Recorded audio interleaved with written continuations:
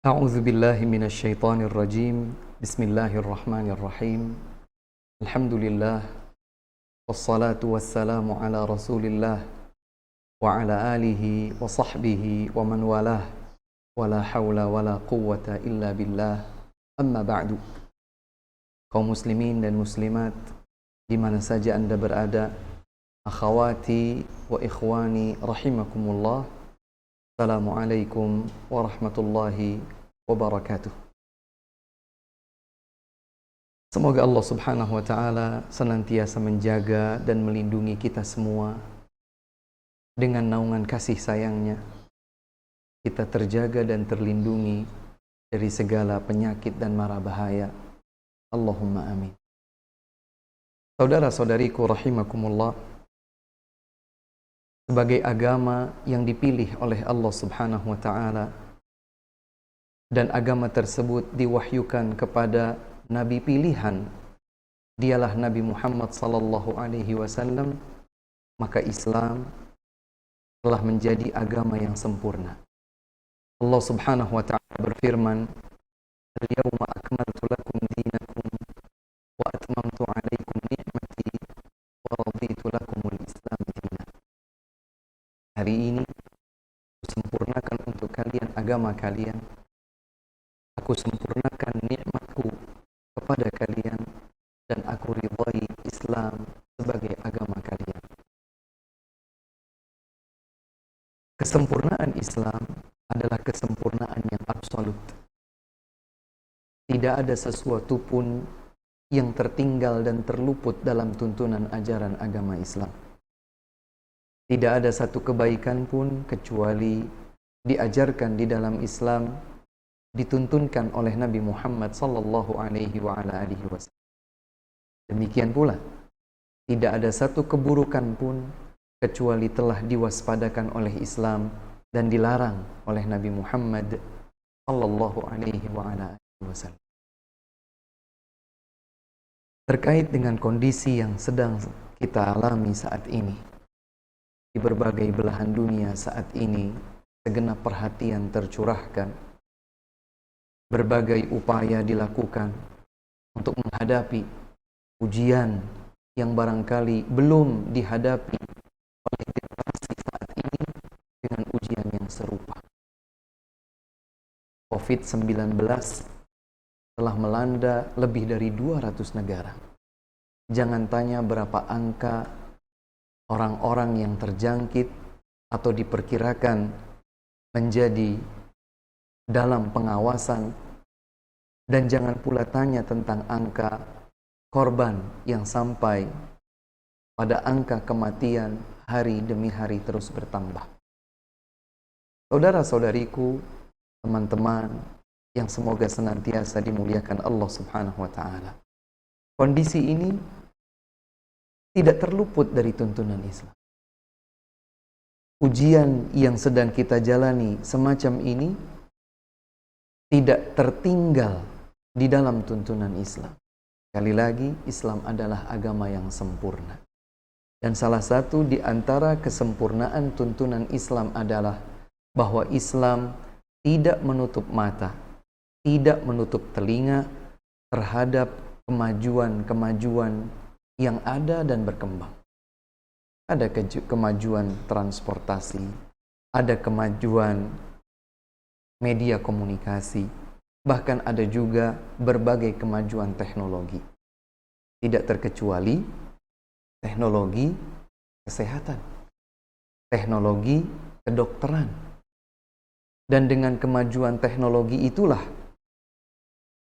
banyak hal yang bisa dilakukan mungkin relatif lebih cepat jika dibandingkan dengan hal yang serupa di masa silam. Terkait dengan hal ini, maka Islam tidak menutup pintu terhadap berbagai kemajuan yang ada selama tidak bertentangan dengan tuntunan agama Allah subhanahu wa ta'ala dan tidak berseberangan dengan tuntunan Nabi Muhammad sallallahu alaihi wa ala alihi wasallam. Oleh sebab itu, seorang muslim, seorang muslimah di mana saja berada, Mereka senantiasa melihat dari dua sudut pandang sekaligus. Yang pertama adalah dari sudut pandang syar'i. Bagaimana semestinya tatkala diuji oleh Allah Subhanahu wa taala dengan musibah. Bagaimana seharusnya tatkala seseorang diuji oleh Allah Subhanahu wa taala dengan berbagai bentuk penyakit, termasuk penyakit yang berat sekalipun. Ada tuntunannya. Begitu panjang, luas, dan mendalam. Bagaimana seharusnya seorang muslim dan muslimah tatkala diuji oleh Allah Subhanahu wa taala dengan sakit misalnya, maka yang pertama kali dia lakukan, dia melakukan istirja'. Dia mengucapkan inna lillahi wa inna ilaihi raji'un. Sesungguhnya kami semua milik Allah Subhanahu wa ta'ala, dan sesungguhnya hanya kepadanya kita semua akan kembali. Allahumma ajurna fi musibatina wa akhlif lana khairan minha. Ya Allah, berikan kepada kami pahala pada musibah yang diujikan kepada kami, dan gantikan untuk kami dengan yang lebih baik. Selanjutnya seorang muslim dan muslimah saat menghadapi ujian, maka ia bersabar. Dia bersabar. Dan dia berprasangka baik kepada Allah Subhanahu wa ta'ala. Bahwa apa yang Allah Subhanahu wa ta'ala berikan kepadanya tidaklah terluput dari catatan ketetapan takdir. Yang hal tersebut telah termaktub dalam Al-Lauhul Mahfuz 50.000 tahun sebelum diciptakannya langit dan bumi. Maka dia bisa menerima dengan lapang dada.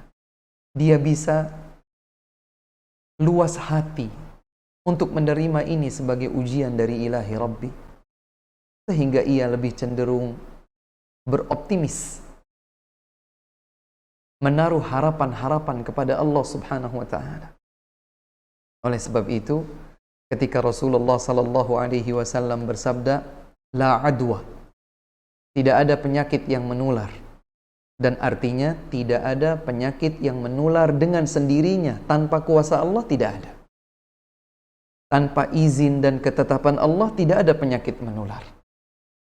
Allah Subhanahu wa ta'ala yang menetapkan fulan sakit, fulan sakit, fulan sakit.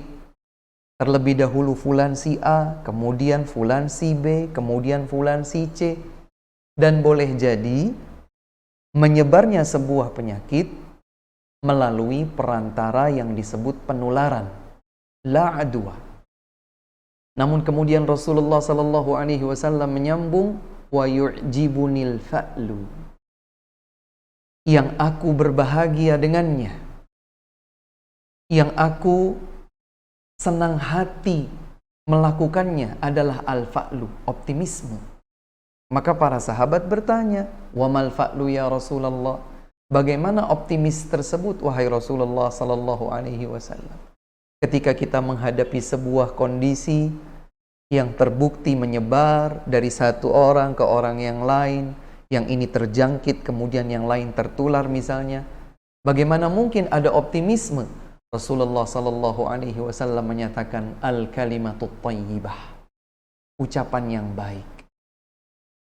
Dan di antara tuntunan syar'i yang dilakukan oleh seorang muslim tatkala diuji oleh Allah Subhanahu wa taala dengan ujian musibah sakit misalnya, juga adalah dengan memperbanyak berdoa, bertaubat, beristighfar kepada Allah Subhanahu wa taala. Karena doa adalah kondisi yang paling menggambarkan kedekatan diri seorang hamba, ketergantungan seorang hamba, kefakiran seorang hamba kepada Allah Subhanahu wa ta'ala. Berdoa, dia meminta kepada Allah. Dia bersimpuh, dia angkat kedua tangannya, tanda bahwa dia mengemis, memohon kepada Allah Subhanahu wa ta'ala. Dia meminta kepada Allah Subhanahu wa ta'ala. Dan dengan yakin bahwa Allah Subhanahu wa ta'ala maha mampu untuk mengabulkan doanya. Dia tidak sekedar komat kamit dengan lisannya, sekedar mengucapkan zikir, sekedar membaca doa, tetapi dia tidak meresapi, dia tidak menghayati, dia tidak melibatkan hatinya untuk meminta, mengemis, merengek kepada Allah Subhanahu wa ta'ala. Seorang muslim dan muslimah, seorang mukmin dan mukminah yakin akan kebesaran dan kemampuan Allah Subhanahu wa taala untuk menyembuhkan segala bentuk penyakit, dan lebih daripada itu Allah Subhanahu wa taala Maha mampu untuk mengabulkan doa siapapun di antara hamba-hamba yang memanjatkan permohonan kepadanya. Namun demikian, sahabat-sahabatku sekalian, kaum muslimin dan muslimat rahimakumullah dimanapun Anda berada, sebagaimana tadi disebutkan bahwa Islam tidak menutup mata dari perkembangan teknologi yang ada, termasuk teknologi kesehatan dan kedokteran. Tidak hanya sekedar tuntunan syar'i yang dilakukan oleh seorang muslim dan muslimah, termasuk dalam menghadapi kondisi seperti saat ini. Kita bersabar, iya. Berprasangka baik kepada Allah, iya. Beriman dengan ketetapan takdir, wajib. Senantiasa berucap baik dan optimis kepada Allah Subhanahu wa taala, yakin bahwa Allah Maha mampu mengabulkan doa, harus. Tapi di sisi yang lain, Islam juga mengajarkan agar kita bisa menjalankan perantara-perantara yang mubah, hal-hal positif yang tidak menyelisihi hukum syar'i, seperti misalnya tuntunan kesehatan atau kedokteran untuk cuci tangan pakai sabun, menjaga kesehatan diri, mengenakan masker bagi mereka yang mengalami gangguan pernafasan, menutup mulut kita saat bersin, segera mengganti baju saat terindikasi sesuatu yang mungkin membawa carrier penyebaran virus dan lain sebagainya, maka ini dilakukan. Demikian pula mereka para ahli medis, para tim medis mengenakan APD misalnya, ya. Semua yang dipakai di dalam rangka agar mereka tetap terjaga vitalitasnya, kemudian kesehatannya, sehingga mereka bisa mendampingi mereka yang sakit di dalam rangka pengobatan.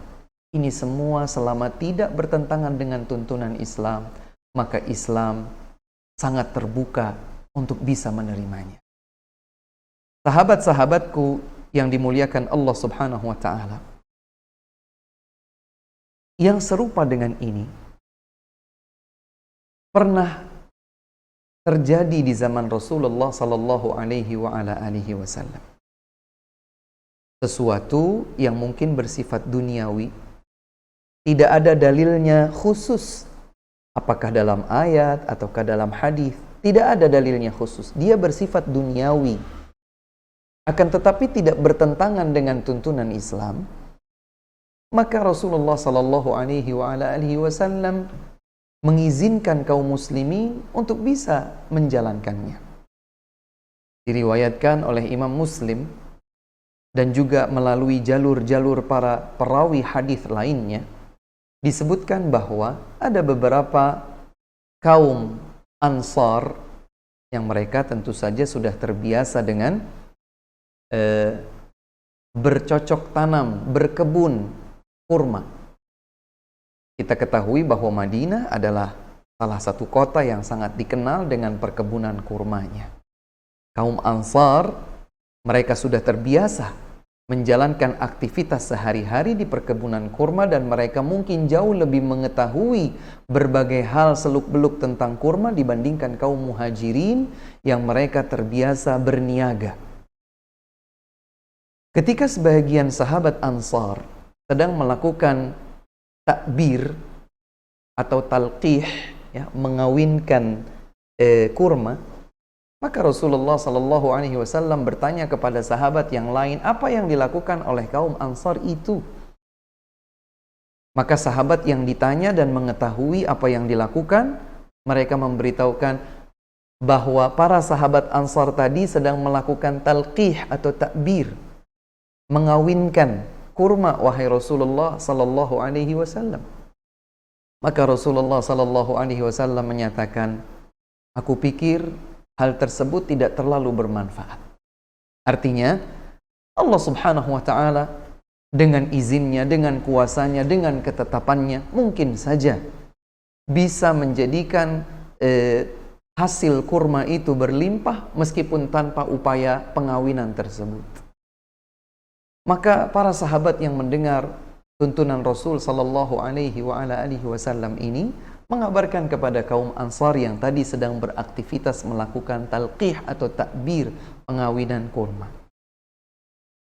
Maka sebagaimana kita tahu, generasi sahabat adalah generasi yang senantiasa menerima segala bentuk tuntunan Rasulullah SAW tanpa panjang bertanya.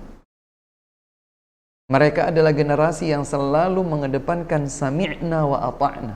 Apa yang dituntunkan dalam Islam, apa yang diteladankan oleh Rasul SAW, apa yang diperintahkan oleh beliau atau dilarang oleh beliau, maka saat itu juga mereka tidak punya pilihan lain kecuali taat kepada Rasul. Maka mereka pun meninggalkan prosesi talqih atau takbir tadi. Saudara-saudariku rahimakumullah, apa yang terjadi setelah itu?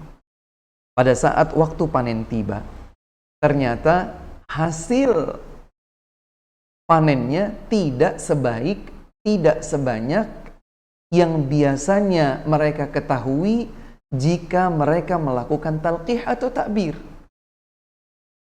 Jadi kalau para sahabat Ansar sebelumnya melakukan pengawinan terhadap pohon korma atau bibit kormanya itu, maka hasilnya, panennya banyak, berlimpah dan bagus.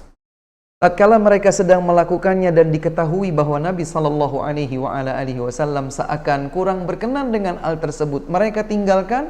Pada saat panen tiba ternyata hasilnya tidak sebaik dan tidak sebanyak biasanya.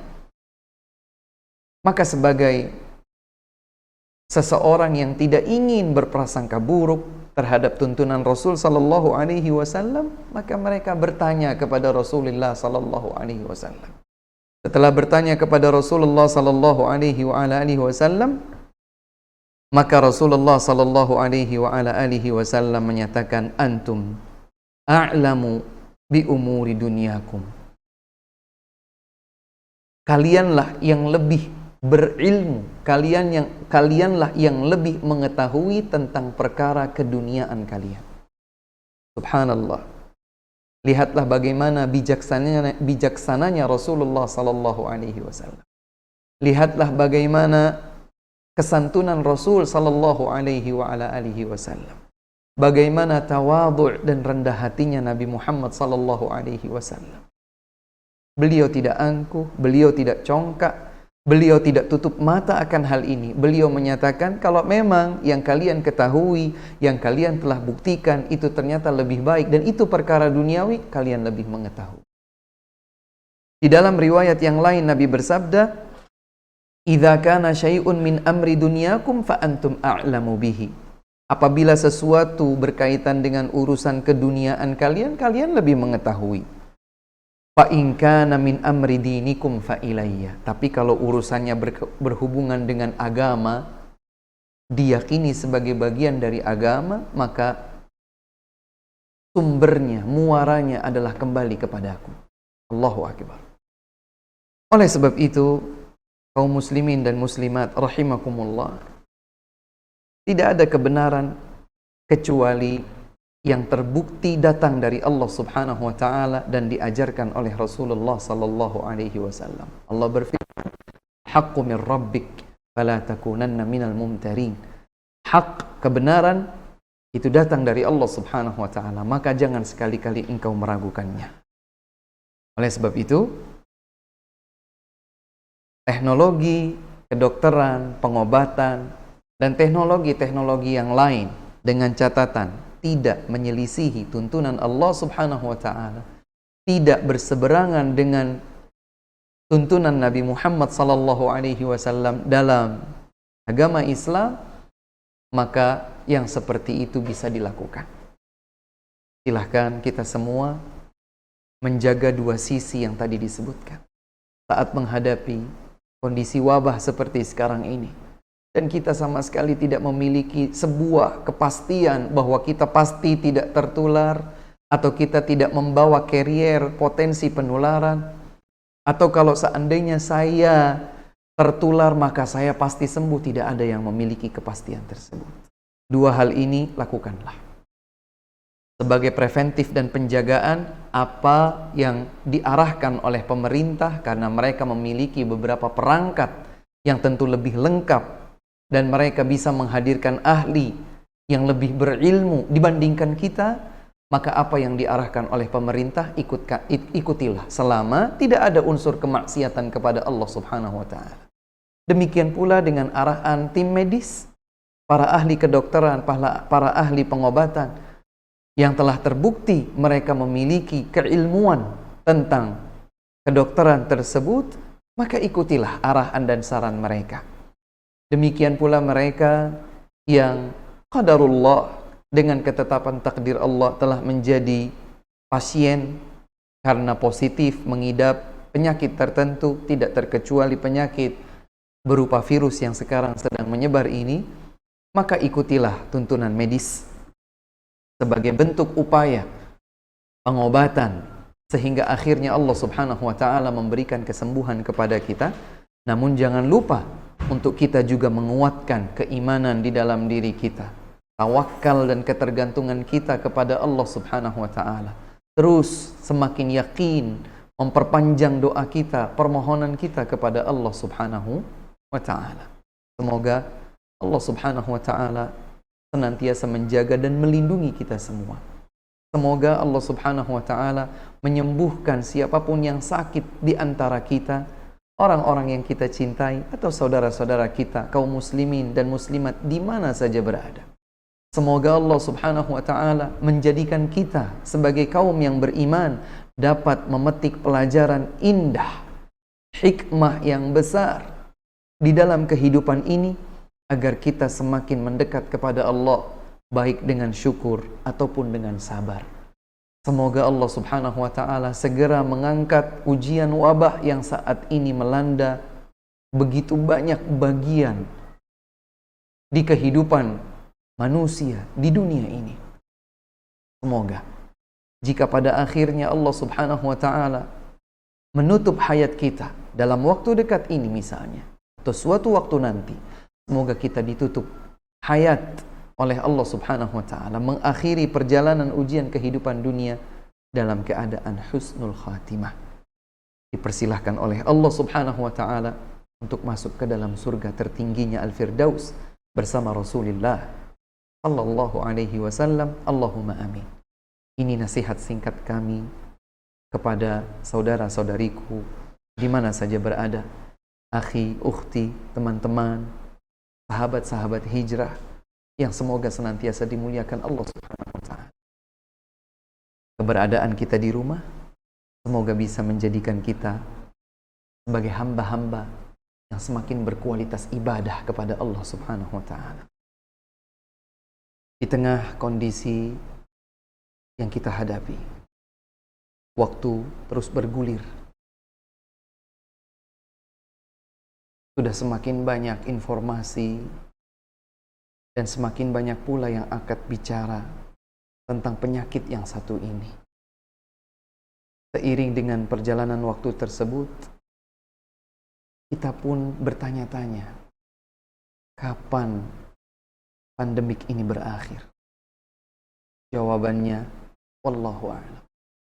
Hanya Allah Subhanahu wa taala yang tahu. Ada informasi terkait dengan wabah ini begitu cepat tersebar di seantero dunia. Bahkan tidak jarang berita-berita yang tidak valid juga ikut tersebar. Hal tersebut menjadikan kita lupa. Seandainya kita berpikir bahwa virus itu begitu mengerikan, bahwa virus yang disebut bernama COVID-19 begitu menghantui, seperti zombie yang bergerak dari satu waktu ke waktu yang lain, dari satu tempat ke tempat yang lain. Yang paling dikhawatirkan, terutama bagi mereka orang-orang yang jauh dari keimanan kepada Allah, adalah bahwa virus tersebut akan menghantarkan mereka kepada kematian. Tidak demikian kondisi seorang mukmin dan mukminah. Seorang mukmin dan mukminah tidak panik, tidak larut di dalam kegelisahan, tidak berada pada keputusasaan yang berkepanjangan. Kenapa demikian? Karena seorang mukmin dan mukminah tahu bahwa virus COVID-19 bukan satu-satunya penyebab yang menghantarkan kematian. Begitu banyak orang yang meninggal dunia karena kanker. Begitu banyak orang meninggal dunia karena penyakit jantung. Begitu banyak orang meninggal dunia karena virus-virus yang lain. Liver, kerusakan pada liver, diabetes, dan yang lain. Namun yang pasti, kematian akan hadir kepada siapapun di antara manusia sebagai sunnatullah. Salah satu ketetapan Allah Subhanahu wa ta'ala di alam semesta ini bahwa tidak ada yang kekal. Semua akan mati. Semua jiwa yang diberikan nyawa oleh Ta'ala pasti akan mati.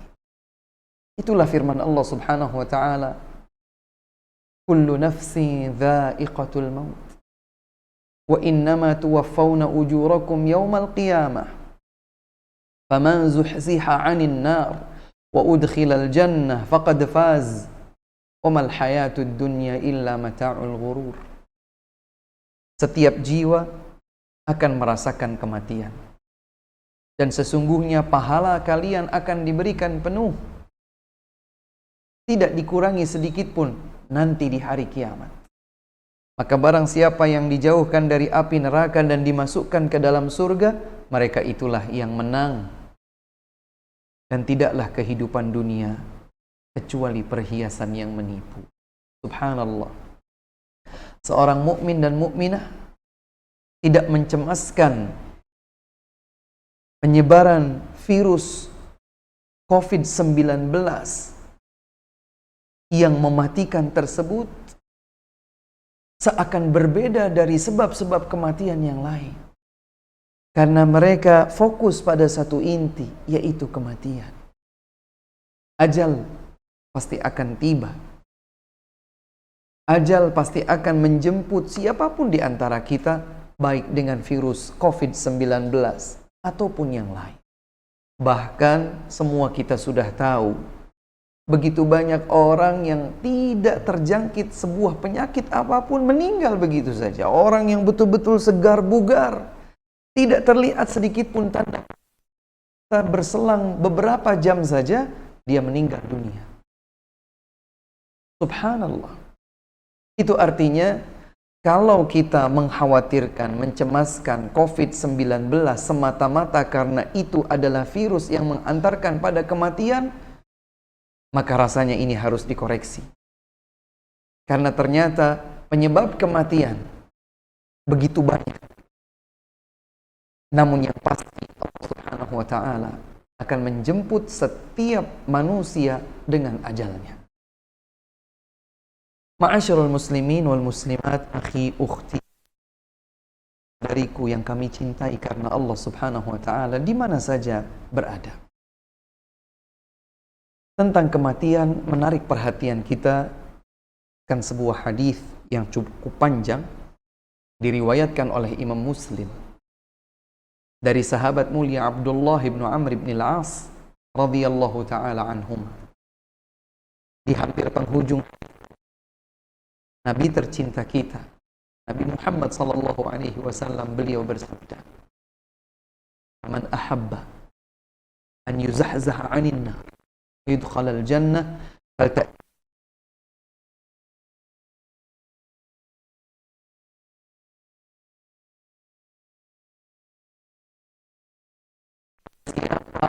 Yang mendambakan, yang merindukan untuk dijauhkan dari api neraka dan dimasukkan ke dalam surga, hendaklah ajal kematian datang menjemputnya dan dia dalam keadaan dua hal. Dalam keadaan beriman kepada Allah dan hari akhir, dan dalam keadaan ia memperlakukan manusia dengan perlakuan baik yang dia sendiri ingin diperlakukan dengan yang serupa kepada dirinya. Allahu Akbar. Maka terlepas dari apapun penyebab datangnya kematian pada diri seorang hamba, maka seorang mukmin dan mukminah justru berupaya untuk menghadirkan dua sebab kemenangan pasca kematian kita. Di hari kiamat kita akan menang dengan dihindarkan oleh Allah dari ancaman neraka dan dimasukkan oleh Allah ke dalam surga. Itulah yang terjadi di akhirat dengan dua hal, saudaraku. Dengan dua perkara, saudariku. Apa itu? Iman kepada Allah. Dan iman memiliki keajaiban luar biasa. Tidak ada yang dapat merasakan manis dan lezatnya iman kecuali hamba-hamba pilihan Allah Subhanahu wa ta'ala. Mereka yang mampu melakukan segala sebab, dirasakannya lezat dan manis iman tersebut di dalam dada. Oleh sebab itu Rasulullah sallallahu alaihi wasallam menyebutkan bahwa kondisi seorang mukmin ajaib, menakjubkan. Di dalam sebuah hadis diriwayatkan juga oleh Imam Muslim dari sahabat mulia Suhaib ibnu Sinan radhiyallahu taala anhu, sallallahu alaihi wa ala alihi wasallam bersabda, ajaban li amril mu'min. Sangat menakjubkan kondisi seorang mukmin. Inna amrahu kullahu khair. Sesungguhnya setiap urusannya baik.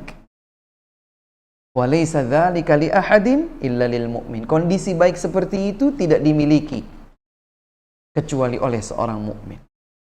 Bagaimana penjelasannya? Keadaan baik seperti apa yang dimiliki oleh mukmin tidak dimiliki oleh selainnya, dan itu membuat Nabi sallallahu alaihi wasallam takjub. Ternyata Nabi menjelaskan, in asabathu sarra'u syakara dzalika khairullah. Apabila ia mendapatkan kenikmatan maka ia bersyukur, dan itulah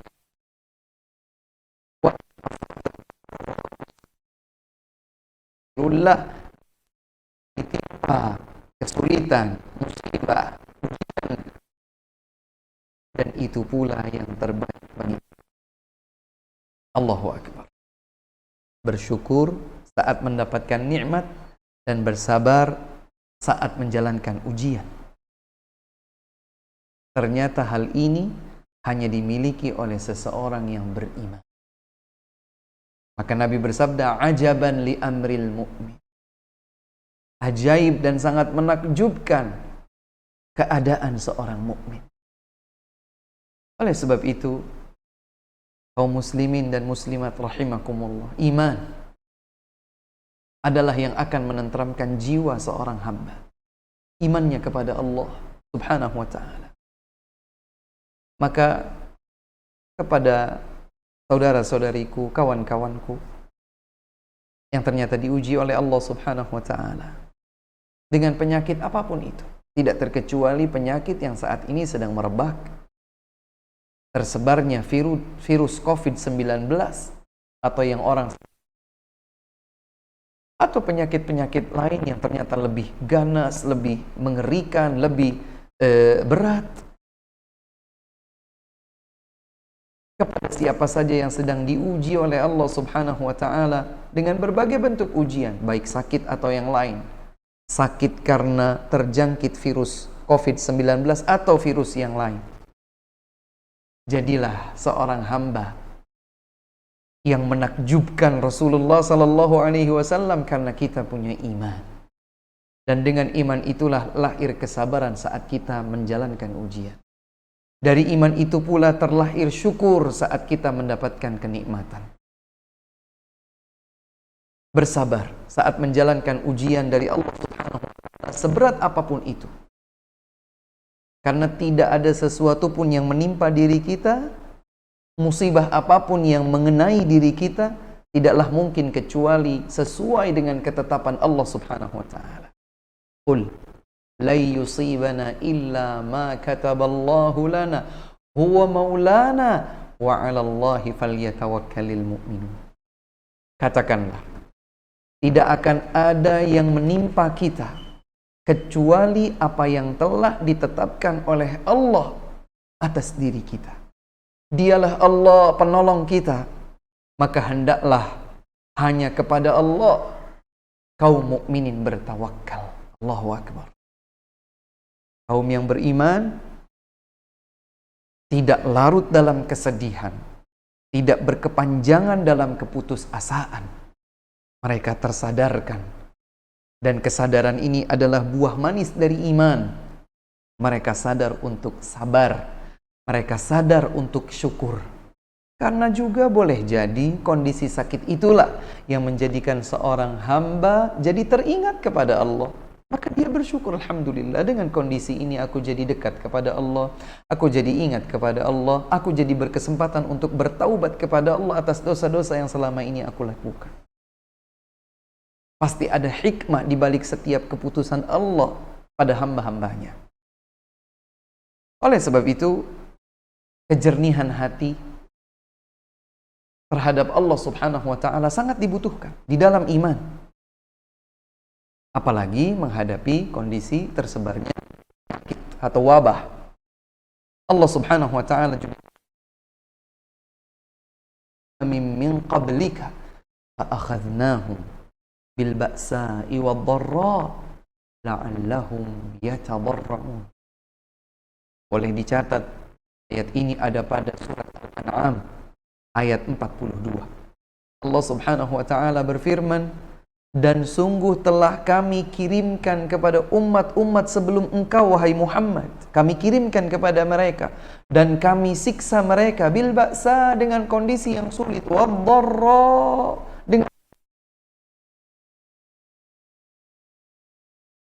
Jadi ujian-ujian apakah wabah atau yang lain itu bukan hanya terjadi di zaman kita sekarang, alami oleh umat Nabi Muhammad sallallahu alaihi wasallam saja. Bahkan ini telah berlalu dan dialami oleh orang-orang sebelum kita, sebelum umat Nabi Muhammad sallallahu alaihi wasallam. Mereka diuji oleh Allah, mereka dikirimkan oleh Allah Subhanahu wa taala al-ba'sa wad-dharra, kesulitan, kesempitan, musibah yang berat. Kemudian di akhir ayat tersebut Allah menyebutkan sebuah hikmah besarnya, la'allahum yatadarra'un. Diharapkan mereka bertadarru', tunduk kepada Allah, takut kepada Allah Subhanahu wa ta'ala, menjadi hina di hadapan Allah Subhanahu wa ta'ala. Tadarru'. Untuk memahami makna tadarru', ada ayat lain, tepatnya dalam surat Al-A'raf ayat 55, Allah Subhanahu wa ta'ala, ud'u rabbakum tadarru'an wa khufyah innahu la yuhibbul mu'tadin. Berdoalah kalian dengan penuh tadarru'. Apa itu makna tadarru'? Ibnu Jarir At-Tabari rahimahullah menjelaskan, ay tadhallul wastikanatun li ta'atih, menghinakan diri kepada Allah sehingga tunduk dengan ketaatan kepadanya. Maka hikmah yang disebutkan di ayat Al-An'am 42 tadi, la'allahum yatadarra'un, hikmah dikirimkannya kondisi sulit, kondisi sempit, baik wabah, penyakit, atau ujian, fenomena alam misalnya. Semuanya di dalam rangka la'allahum yatadarra'un, agar mereka menjadi hina diri di hadapan Allah dan merasakan ketenangan, taat kepada Allah dalam kondisi-kondisi tersebut. Subhanallah.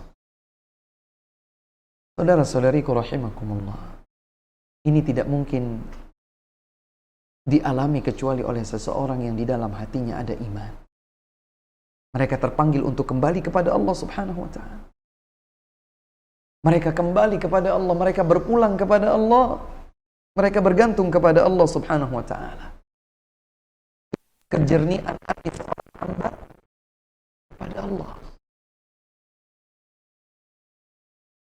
Mestinya ada keseimbangan antara kejernihan seorang hamba, kejernihan hati seorang hamba kepada Allah, dan kejernihan hati seorang hamba kepada sesama makhluk Allah subhanahu wa ta'ala.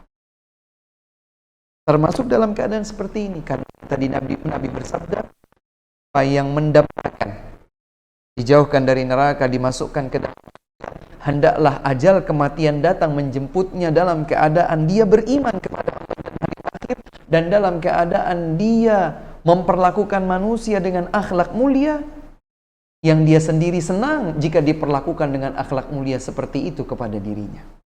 Maka ada keseimbangan antara akhlak mulianya kepada Allah dan akhlak mulianya kepada sesama manusia. Adapun akhlak mulia kepada sesama manusia, terutama di pandemik global seperti ini, adalah kepedulian, empati, ringan tangan untuk menolong, tidak bergembira di atas penderitaan orang lain, ya, menimbun barang untuk kemudian menjualnya, jadikan orang semakin dalam keadaan berat, tidak. Atau berprasangka buruk kepada orang lain, ya. Sedikit-sedikit orang lain itu dianggap membawa carrier virus, sehingga kita menjauh, kita tidak mau dekat-dekat, ada cibiran, ada nyinyiran, dikucilkan. Tidak. Semestinya kita berempati, menolong, kita membantu apa yang sekiranya dapat kita bantu. Kita berdoa kepada Allah subhanahu wa ta'ala agar saudara kita dijaga, dilindungi. Jika dia positif sebagai pasien, maka didoakan agar segera sembuh, agar proses penyembuhannya dimudahkan oleh Allah subhanahu wa ta'ala.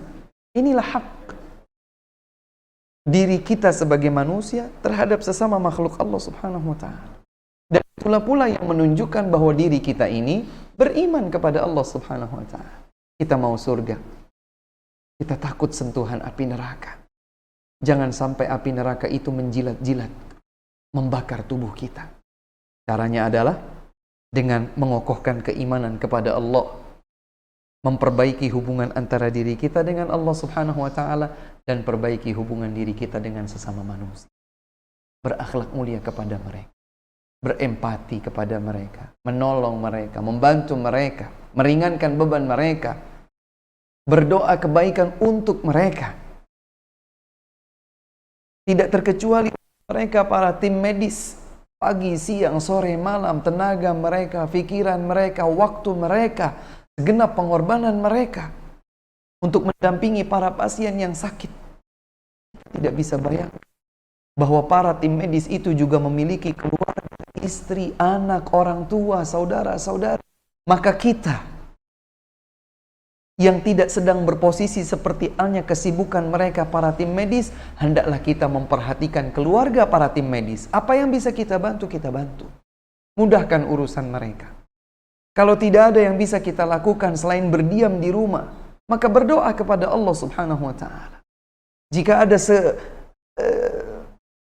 seberapa di antara harta simpanan kita ada di rekening tertentu, maka kirimkan untuk mereka. Subhanallah.